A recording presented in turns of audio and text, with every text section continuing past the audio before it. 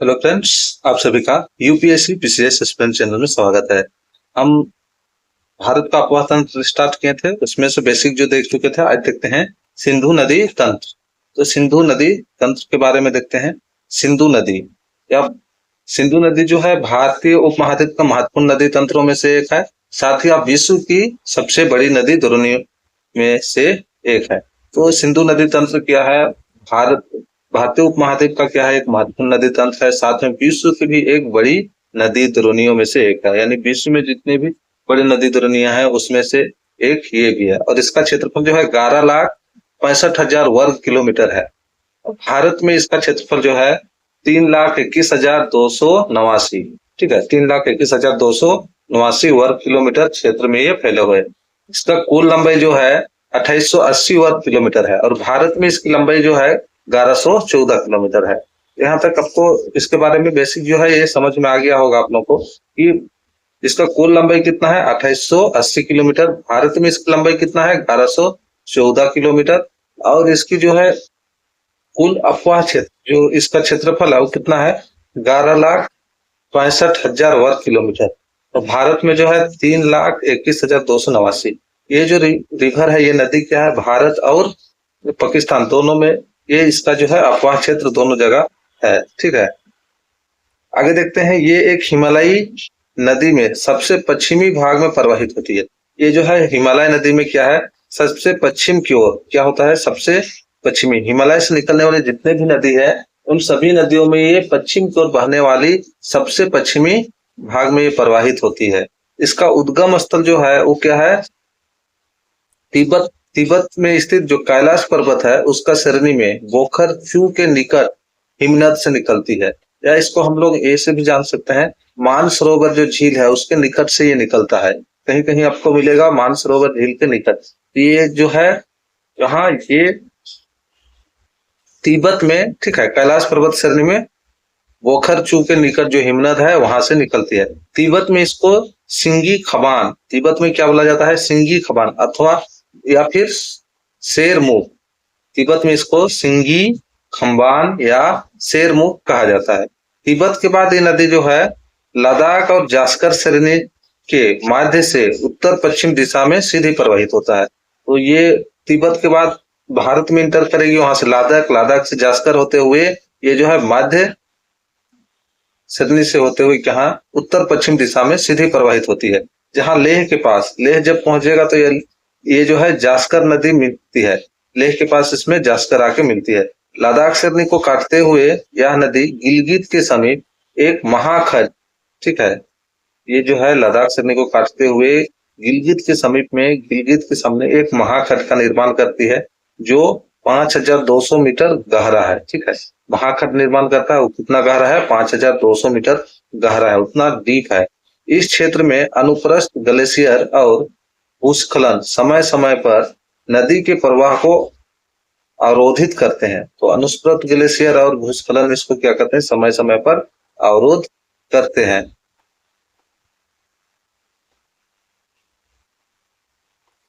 आगे यह नदी नंगा पर्वत को पार कर प्रवाहित होती है और दक्षिण पश्चिम दिशा में मुड़कर पाकिस्तान में प्रवेश करती है। तो नंगा पर्वत को पार करती है, उसके बाद दक्षिण से पश्चिम, ठीक है, दक्षिण पश्चिम दिशा में मुड़ के ये पाकिस्तान में प्रवेश करती है। जम्मू एवं कश्मीर में सिंधु नदी की बहुत सी सहायक नदियां हिमालय पर्वत से निकलती है। जम्मू और कश्मीर से सिंधु नदी की जो सहायक नदियां है वो क्या है, बहुत सारे निकलती है, जो छोटी बड़ी सभी हो गई। यहाँ पे हम लोग देख लेते हैं थोड़ा इसका, ये सिंधु नदी की मैप है, ये देख सकते हैं। ये जो सिंधु नदी इंडस, ठीक है, यहाँ से निकली, इस टाइप से ये चल रही है। यहाँ से देख लीजिए, यहाँ पे आके स्योक, ठीक है, स्योक नदी यहाँ पे मिल रही। फिर यहाँ से आगे चलेंगे, यहाँ यहाँ पे देख लीजिए, इधर से ये गिलगित आके मिल रहा है। ठीक है, फिर ये जो है किशन गंगा, किशन गंगा इधर से जा रहा है बाया साइड से, दहिना साइड से गिलगित आ रहा है। स्योक भी जो है, स्योक दहिना साइड से आते हैं। फिर आगे बढ़ रहा है, यहाँ पे देखिए, ठीक है, यहाँ ये भारत को, ये जो भारत का मैप है, यहाँ से भारत से बाहर इंटर करेगा, पाकिस्तान में जाएगा। यहाँ से देख लीजिए, इधर से फिर नदी आ रही इधर से, तो ये देख लीजिए, यहाँ से ये इधर होते हुए जाएगा, इधर से ये, तो यहाँ पे देख लीजिए स्वात मिल रहा है, कोनार। ये एक बड़ा नदी जो है काबुल इसमें आके ठीक है, काबुल इसमें मिलती है, काबुल की सहायक नदियां, ये सब देख सकते हैं। तो ये इस प्रकार ही बढ़ते जाते हैं। आगे हम लोग देखेंगे जो भारत की इसमें 5 मुख्य नदी जिसको पंचनद बोलते हैं वो मिलते हैं। जैसे यहाँ पे देख सकते हैं ये जो है झेलम, झेलम कश्मीर से निकलते हुए यहाँ से ये इधर से आते हुए ये देख लीजिए यहाँ पे आके चिनाब में मिल जाती है, चिनाब में मिल जाती है। इधर से रवि आके ये भी चिनाब में मिल जाती है। और ये जो है सतलुज, सतलुज में यहाँ पे ब्यास मिलेगी इधर से आके, और सतलुज ये आगे जाके ये चिनाब में मिल जाएगी। और ये सब आगे जाके पंचनद के सामने पाकिस्तान में, ठीक है, ये क्या करेंगे, सिंधु से मिल जाएंगे और ये आगे बढ़ेंगे। तो ये हो गया, हम लोग इसके बारे में देख लें, ठीक है। अब आगे देखते हैं इसके बारे में। इसका जो है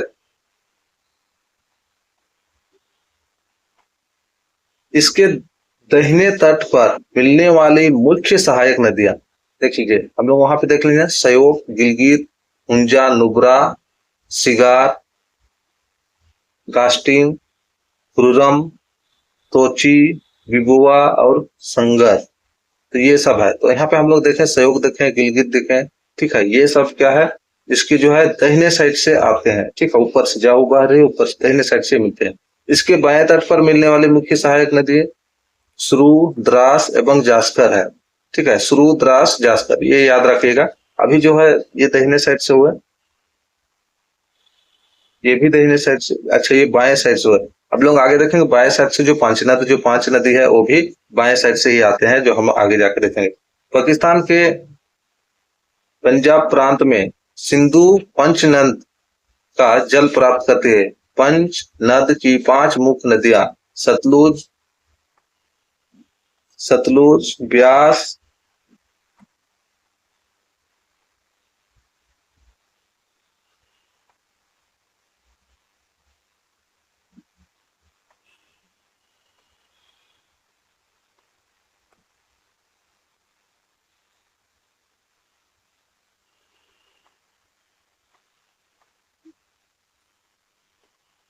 एक मिनट के लिए थोड़ा सा यहाँ पे गड़बड़ हो गई।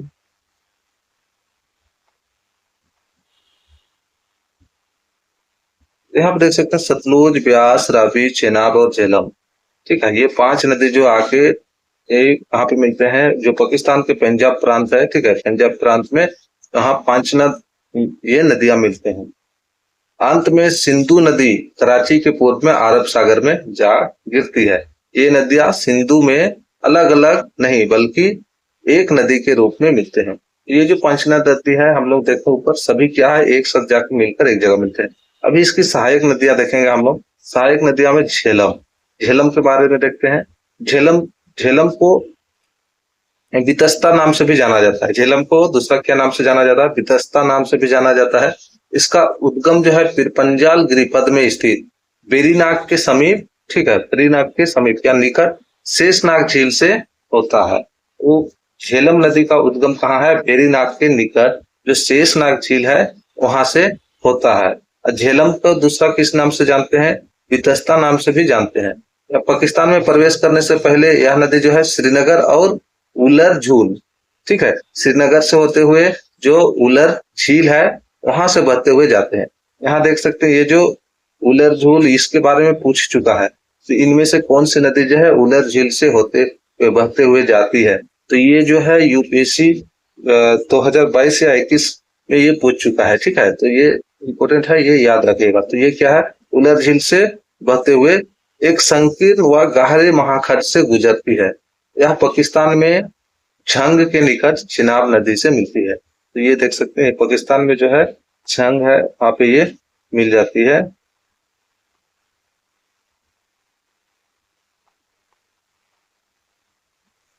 ठीक है, आगे देखते हैं हम लोग। यह कश्मीर की सबसे महत्वपूर्ण नदी है। जम्मू कश्मीर में इस नदी पर तुलबुल एवं उरी परियोजना कार्यशील है। तो जो जम्मू कश्मीर है वहां पे यहाँ पे तुलबुल और उरी परियोजना यहाँ कार्यशील है। यहाँ दिखाया है कौन कौन सा यहाँ पे, जैसे hydro electric project Jhelum river, Jhelum river में जो चल रहा है उसकी यहाँ पे दिया हुआ है। आगे हम लोग देखते हैं चिनाब नदी। झेलम नदी देख चुके हैं, अब देखते हैं चिनाब। चिनाब को अस्कनी के नाम से भी जाना जाता है। तो चेनाब को दूसरा जो है अस्कनी के नाम से जाना जाता है। यह सिंधु की सबसे बड़ी सहायक नदी है। ये भारत में जो है इसका 1180 किलोमीटर बहती है और लगभग 26,755 वर्ग किलोमीटर क्षेत्र को अपवाहित करती है। तो चेनाब जो है सिंधु की सबसे बड़ी सहायक नदी है। इसका दूसरा नाम अस्कनी के नाम से भी इसको जाना जाता है। भारत में जो है इसकी लंबाई जो है ये कितना है, 1180 किलोमीटर, ठीक है, 1180 किलोमीटर बहती है और इसका जो अपवाह क्षेत्र है लगभग कितना है, 26,755 वर्ग किलोमीटर क्षेत्र को अपवाहित करता है। ये जो है बरालच्चा लादर्रा, ठीक है, बरालच्चा लादर्रा से निकलने वाली जो चंद्रा और भागा दो सरिताओं से मिलकर बनता है, इसलिए इसको चंद्रभागा के नाम से भी जाना जाता है, ठीक है। और ये कहाँ से निकलता है, हिमाचल प्रदेश में जो केलांग के निकट तांडी है वहां पे आपस में ये मिलते हैं। ये दोनों अलग अलग सरिताएं हैं, दो सरिताएं यहाँ से निकलती है और ये दोनों सरिताएं आपस में जाके हिमाचल प्रदेश के जो केलांग जिला है उसके निकट जो है, केलांग के निकट जो तांडी है उसके पास मिल जाते हैं और वहां से इसको चंद्रभागा नाम से भी जाना जाता है। इसलिए क्योंकि चंद्र और भागा दो सरिताओं से मिलकर बना है, इसलिए। चेनाब नदी पर सलाल, बगलिहार और दुलहस्ती, रतले ये प्रमुख जो है विद्युत परियोजना यहाँ पे बना हुआ है, ठीक है, स्थापित की गई है। कौन कौन सा यहाँ पे देख सकते हैं, चेनाब में जो है सलाल, बगलिहार, दुलहस्ती, रतले ये प्रमुख विद्युत परियोजना चेनाब नदी पे स्थापित है। आगे बढ़ते हैं हम लोग रवि नदी देखते हैं, ठीक है। रवि एक इसकी महत्वपूर्ण सहायक नदी है। तो इसके बारे में, रवि को जो है पुरुषनी नाम से जाना जाता है। किस नाम से रवि नदी को पुरुषनी नाम से भी जाना जाता है।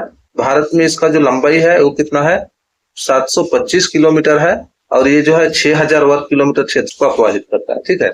रवि नदी की लंबाई कितना है, 725 किलोमीटर है। कितना क्षेत्र को अपवाहित करती है, तो 6,000 वर्ग किलोमीटर क्षेत्र को अपवाहित करती है। यह जो है हिमाचल प्रदेश के कुल्लू पहाड़ियों में रोहतांग दर्रे के पास से निकलती है। एक कुल्लू पहाड़ी में कहां से निकलती है, रोहतांग दर्रे के पास से निकलती है, जो ब्यास नदी के स्रोत के काफी निकट है। तो आगे देखेंगे ब्यास नदी उसी का स्रोत के निकट से ये निकलता है। यह प्रसिद्ध चंबा घाटी से प्रवाहित होती है। यह पीरपंजल और धौलाधार के माध्यम से प्रवाहित होती है तथा धौलाधार श्रेणी में महाखंड का निर्माण करती है। तो ये जो है पीरपंजल और धौलाधार के माध्यम से प्रवाहित होती है और धौलाधार श्रेणी में क्या करता है, एक महाखंड बनाता है। पंजाब के मैदान में भारत पाक सीमा के साथ प्रवाहित होती है और पाकिस्तान में सराय सिंधु के निकट चेनाब नदी में मिल जाती है। ये देख लीजिए, भारत पाक सीमा के साथ प्रवाहित होती है। तो भारत पाक का जो सीमा है उसके सीमा से प्रवाहित होते हुए ये आगे जाके जो सराय सिंधु के सामने ये चेनाब नदी पे मिल जाती है। रावी नदी पर रंजीत सागर बांध परियोजना स्थित है। इसको थीन बांध परियोजना भी बोला जाता है। तो रावी नदी पर कौन सा बांध है, रंजीत सागर बांध परियोजना है। आगे हम लोग व्यास देखते हैं। व्यास को विपाशा के नाम से भी जाना जाता है, व्यास या विपाशा। व्यास नदी सागर तल से 4,000 मीटर की ऊंचाई पर है। कितना, 4,000 मीटर की ऊंचाई पर है। ऊंचाई पर जो रोहतांग दर्रे के निकट व्यास कुंड से निकलती है।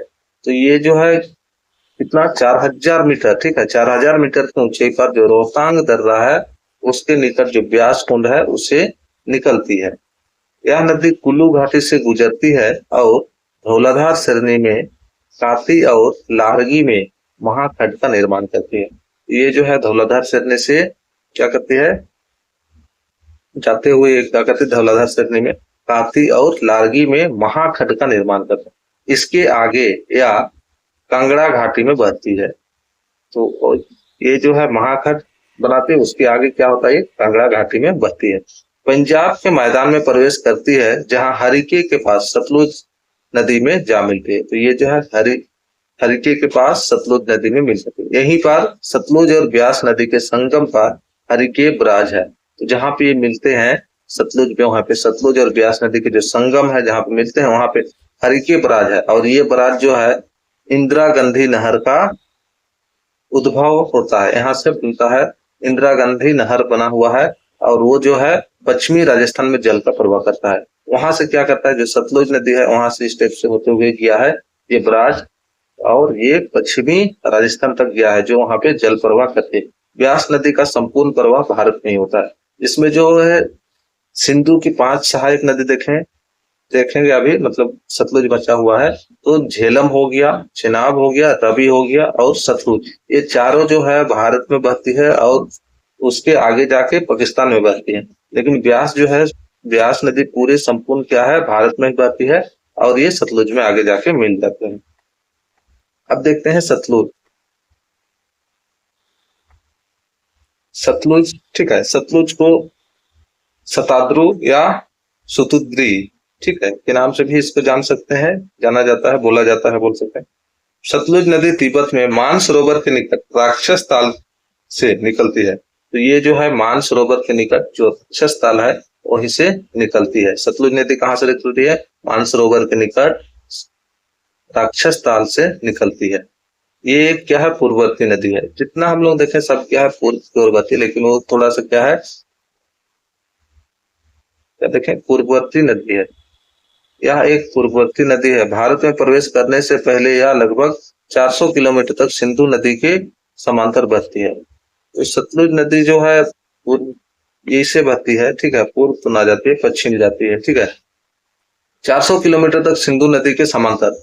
ये क्या है, भारत में प्रवेश करने से पहले क्या है, ये तिब्बत में ही कितना 400 किलोमीटर जो है सिंधु नदी के समांतर बहती है। सतलुज नदी की कुल लंबाई 1450 किलोमीटर है, जिसमें से यह भारतीय क्षेत्र में 1050 किलोमीटर बहती है, क्योंकि 400 तो है तिब्बत में बहती है, ठीक है, तो 1050 किलोमीटर बहती है। यह भारत चीन सीमा पर स्थित सिटकिला दर्रे से प्रवेश करती है। ये कहाँ से भारत में जो है सिटकिला दर्रे से प्रवेश करती है, याद रखिएगा, ठीक है। सतलुज नदी जो है भारत में कहाँ से प्रवेश करती है, भारत चीन की सीमा में जो स्थित है सिटकिला दर्रा, उसमें से ये प्रवेश करती है।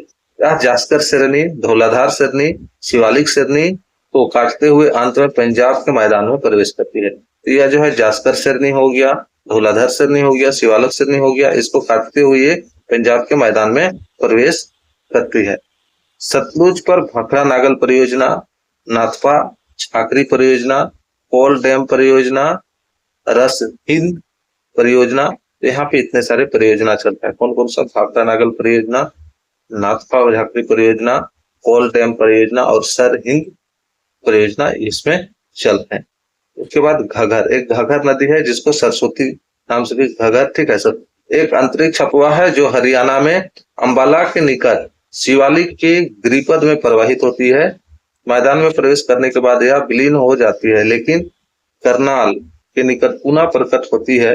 फिर बीकानेर में हनुमानगढ़ के पास यह विलीन हो जाती है। ऐसा विश्वास किया जाता है कि यह सिंधु नदी की ही पुरानी सहायक नदी है। तो क्या है, सिंधु नदी का ही सहायक सहन है। तो हम लोग जो है सिंधु नदी तंत्र हम लोग देख लिए, ठीक है। नेक्स्ट पार्ट हम लोग इसको देखेंगे गंगा नदी का। तो आज इतना ही करते हैं, ठीक है। नेक्स्ट पार्ट इसको, तो अगर यदि आप लोग को अच्छा लग रहा है तो कमेंट कीजिएगा। यहाँ पे हम लोग देख लिए थे, ये देख लेते हैं और एक बार इसको हम लोग देख लेते हैं। यहाँ पे जो है ये सिंधु नदी से आ रही है, यहाँ से ये जो 5 नदी है ये इंपॉर्टेंट है, ठीक है। उलर झील यहाँ पे देख सकते हैं, झेलम जो है उलर झील से यहाँ बह रही है।